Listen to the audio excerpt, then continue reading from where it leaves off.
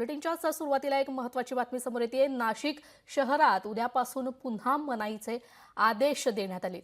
19 April ते 3 मे पर्यंत शहरात मनाई आदेश लागू करण्यात आलेत।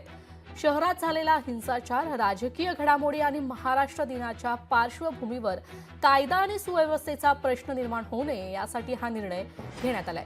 मनाई आदेशाच्या कालावधीत पोलिसांच्या परवानगीशिवाय कुठल्याही प्रकारचे आंदोलन, रास्ता रोको अथवा निदर्शनं करता येणार नाहीत। मनाई काळात स्फोटक पदार्थ, शस्त्र बाळगण्यास, शस्त्र जमा करण्यास अथवा विक्री करण्यास मनाई करण्यात आली। मनाई कालावधीत प्रतिमात्मक चित्र, पुतळ्याचे दहन, घोषणा देणं, आक्षेपार्ह वक्तव्य करण्यास देखील सक्त मनाई करण्यात आली। विना परवानगी मोर्चे, आंदोलनांनाही मनाई यावेळी करण्यात आली आहे।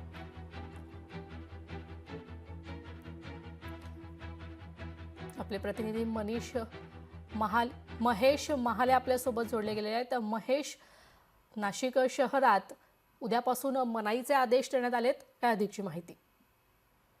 अगदी खरं तर काही दिवसांपूर्वी जर बघितलं असेल आपण तर नाशिकच्या अनधिकृत धार्मिक स्थळ प्रकरणावर खरं तर जमावाने पोलिसांवर हल्ला चढवलेला होता। यामध्ये अनेक पोलीस अधिकारी जखमी देखील झालेले होते आणि याच सगळ्या पार्श्वभूमीवर आता नाशिक शहरात उद्यापासून पुन्हा एकदा मनाई आदेश जे आहे ते लागू करण्यात आलेले आहे। 19 एप्रिल ते 3 मे पर्यंत हे मनाई आदेश लागू करण्यात आलेले। या काळामध्ये आंदोलन करणे, मोर्चा काढणे या सगळ्या गोष्टींना जी आहे ती पोलिसांची परवानगी लागणार आहे। एकूणच जर बघितलं तर कायदा आणि सुव्यवस्थेचा प्रश्न निर्माण होऊ नये म्हणून पोलिसांकडून हे मनाई आदेश जारी करण्यात आलेले आहे।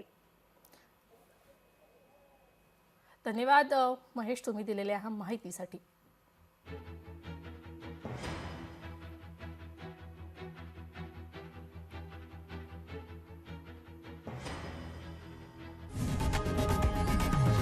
लोकशाही मराठी ऐका, पहा, जागरूक रहा।